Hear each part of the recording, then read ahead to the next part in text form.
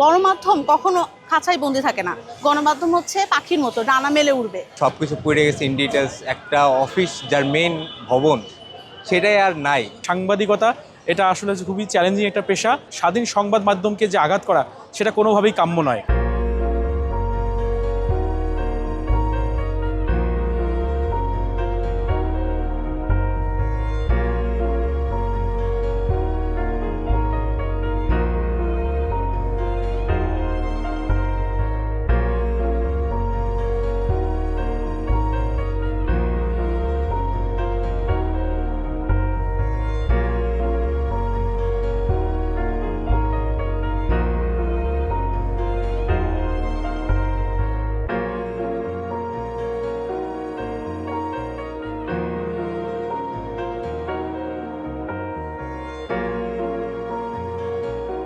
গণমাধ্যম কখনো খাঁচায় বন্দি থাকে না।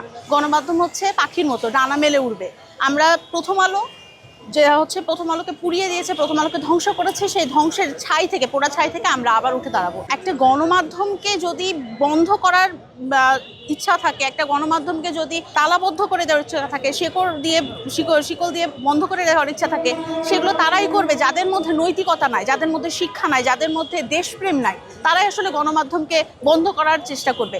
এটা শুধুমাত্র একটি মব ক্রিয়েট করা, আমাদের গণমাধ্যম কর্মীদের মুখে কাপড় বেঁধে রাখা ছাড়া আর কিছু না। কারণ গণমাধ্যম কর্মী কখনো কারো হয়ে কথা বলে না। গণমাধ্যম সবসময় সত্য, নিউট্রাল থাকার চেষ্টা করে, সেটা যে কোনো সরকার আসুক, যে কোনো বড় পক্ষের লোক আসুক। ভিতরের পরিবেশটা ফুল ভাঙচুর, কারণ তো আগুন ধরে গেছিল, সবকিছু পড়ে গেছে ইন ডিটেলস। একটা অফিস যার মেন ভবন সেটাই আর নাই, এক্সিস্ট করে না। আর কখনো কি করবে নাকি তাও জানি না। ভিতর থেকে শিখলাম এটাই যে গণমাধ্যমে আসতে হলে অনেক কিছু ফেস করতে হবে, কিন্তু কখনো থেমে যাওয়া যাবে না, সত্য প্রকাশ সবসময় করতে হবে।